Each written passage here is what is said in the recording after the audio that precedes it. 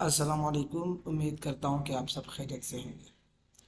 Learners academy में आपको मोहसिन खान की तरफ से खुश आमदीद।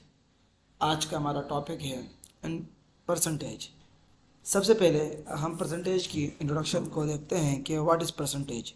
Percentage basically are used to give a common standard. The use of percentage is very common in many aspects of commercial life, as well as in engineering, interest rates, salary reduction, pay rises, exams, and what are the examples of situation in which percentage are used.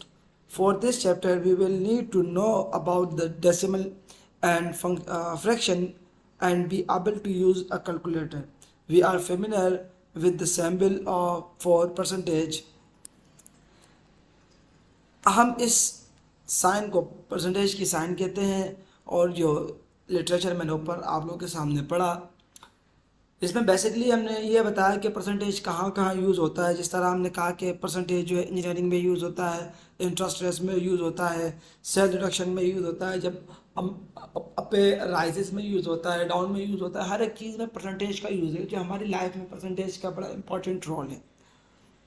अब कुछ example आपके सामने हैं, अगर आप उनको देखें, जिस तरह एक इंटरेस्ट रेट का एक एग्जाम्पल मैंने आपके सामने लिखा है कि एक interest rate indicate the cost at which we can borrow money. If you borrow Rs 8,000 at 6.5% rate interest rate for a year, it will cost you 6.5% of amount borrowed to do so, which will need to be repaid along with the original money you borrowed. If you repay the loan in 1 year, how much interest you will have paid? Will you have paid? अगर आप 8,000 रुपये उठाएं 6.5% की interest पर, तो एक साल में अगर आपको वो सारे पैसे वापस करने हैं और आपने एक साल में 6.5% इंटरेस्ट देना है, तो आप साल बाद उनको कितने पैसे जमा कराएंगे। इस तरह एक और एग्जांपल है हमारे पास कि a pair of tennis in a shop cost 60 rupees. They are advised in a sales as 25% of how much will you pay. अब एक चीज़ है, ट्रेंड्स है, उसकी कीमत जो है 60 रुपये है, और अगर वो 20% ऑफ रखे तो अब आप उसको ख़रीदेंगे तो आप उसको कितने पैसे देंगे। इस तरह एक और एग्जांपल है आपके स्क्रीन पर कि अगर आप if you earn 20,000 and you received 2.5% pay raise, how much extra will you have to spend the following years? अगर आप 20,000 कमा रहे हो और आपका जो मंथली खर्चा है वो 2.5% के हिसाब से बढ़ रहा है, तो अब आपने कितना खर्च किया होगा। आपकी सालाना इनकम 20,000 है। जिस तरह तीसरी एग्जांपल है कि a book costing 80 can be purchased on the interest for 30% less, what will be the its course. अगर एक चीज़ की कीमत है 18 रुपये और आप उसको 30% इंटरेस्ट लेस के हिसाब से ले लें तो उसकी कॉस्ट क्या होगी। When we have the complicated this chapter on percentage, you will be able to understand how to perform the above calculation. जब हम इन सबको करेंगे तो आप इस काबिल हो जाएंगे कि ऊपर जितनी भी कैलकुलेशन एग्जाम्पल हमने दी है आप इनको इजीली कर लेंगे। जिस तरह percentage are fraction having 100 as their denominator, for example the fraction. अगर हम देखें कि फ्रैक्शन में अगर हमारे पास आ जाए तो उसके डिनोमिनेटर में 100 होता है और हम उसे कर देखते हैं आपके सामने। जिस तरह मैंने यहाँ पर आपके सामने दिया है कि then fraction 40 divided by 100 is written as 40%। अगर आप सिंगल नंबर को 100 से डिवाइड कर दें तो वो सीधा सीधा परसेंटेज में चला जाएगा। जिस तरह मैंने कहा कि 40 जो है वो 100 का 40% है। And read as 40%। The easiest way to understand the percentage is to give through the some work examples. इसको इजीली समझने के लिए हमें कुछ एग्जाम्पल्स की तरफ जाना होगा। इस तरह हमने कहा परसेंटेज कैलकुलेशन हमारे पास है to convert decimal percentage in to convert a decimal to a percentage. हमें डेसिमल को परसेंटेज में कन्वर्ट करना है, डेसिमल नंबर को decimal to percentage decimal number is convert to percentage by multiple by 100। अगर हमें किसी डेसिमल नंबर को परसेंटेज में कन्वर्ट करना है तो हम उसको क्या करेंगे, 100 से मल्टीप्लाई करेंगे। जिस तरह हमारे पास एक एग्जांपल है कि express 0.01 in as a percentage to express a decimal number as a percentage manually multiply by 100। अब इसको सॉल्व कैसे करेंगे, जिस तरह हमारे पास है 0.05, इसको हमें क्या करना है, परसेंटेज में लिखना है, तो हम इसको क्या करेंगे 100 से मल्टीप्लाई कर देंगे, जो कि मेरे पास 1.5% बन जाएगा। इस तरह multiplying a decimal number by 100 means moving to decimal point two plus to right side. अगर हम किसी भी नंबर को 100 से मल्टीप्लाई करें और उसमें डेसिमल लगाओ तो हम डेसिमल को राइट साइड में लेके जाएंगे, जो कि नीचे हमने मेंशन किया हुआ है। प्रॉब्लम नंबर 2 पे आते हैं कि जिस तरह हमारे पास ये एक दूसरी प्रॉब्लम है, अब इसको परसेंटेज में बयान करना है, तो इसमें परसेंटेज में हम क्या करेंगे, जब हम इसको 100 से मल्टीप्लाई करेंगे तो इजीली हमारे पास क्या हो जाएगा कि पॉइंट जो है 27 से पहले आ जाएगा और 27.5% हो जाएगा। इस तरतीब से हमारे पास एक और कैलकुलेशन आपके सामने है।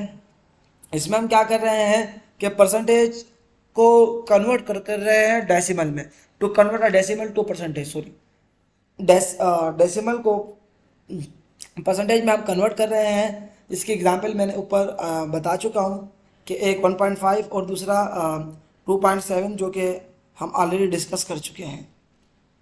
इस तरह अगर हमारे पास परसेंटेज को हम डेसिमल में कन्वर्ट करें तो हम कैसे करेंगे, इसका इजीली हल ये है, जिस तरह मेरे पास ये सवाल है, इसमें कहा गया कि a percentage is convert to decimal number express 6.5% as a decimal number. अगर मुझे इसको डेसिमल में कन्वर्ट करना है तो मैं क्या करूँगा, ऑब्वियसली 100 से डिवाइड कर दूंगा। अगर मैं इसको 100 से डिवाइड करूँगा तो ये मेरे पास 0.06 आ जाएगा, तो ये हमारे पास डेसिमल में कन्वर्ट हो जाएगा। Dividing by 100 mean moving the decimal point two plus to right side. अब sorry, decimal plus to left side. अगर हम डिवाइड करेंगे तो हम डेसिमल को 2 टाइम लेफ्ट साइड पे लेके जाएंगे। इसी तरतीब से हमारे पास एक और एग्जांपल है जिसमें हमें इसको डेसिमल में कन्वर्ट करना है 17.5% एज इसको डेसिमल में कन्वर्ट करना है, तो हम इसको 100 से डिवाइड करेंगे और सिंपली हम इसको 2 प्लस पीछे लेके जाएंगे। हमारे पास एक और एग्जांपल है कि इसको भी हमें किस में कन्वर्ट करना है, फ्रैक्शन को भी हमें कन्वर्ट करना है परसेंटेज में। A fraction is convert to a percentage by multiplying by 100। अगर हम फ्रैक्शन को कन्वर्ट करेंगे तो हम क्या करेंगे, इसको 100 से मल्टीप्लाई करेंगे। अब 100 से मल्टीप्लाई करेंगे तो हमारे पास परसेंटेज में कन्वर्ट हो जाएगा।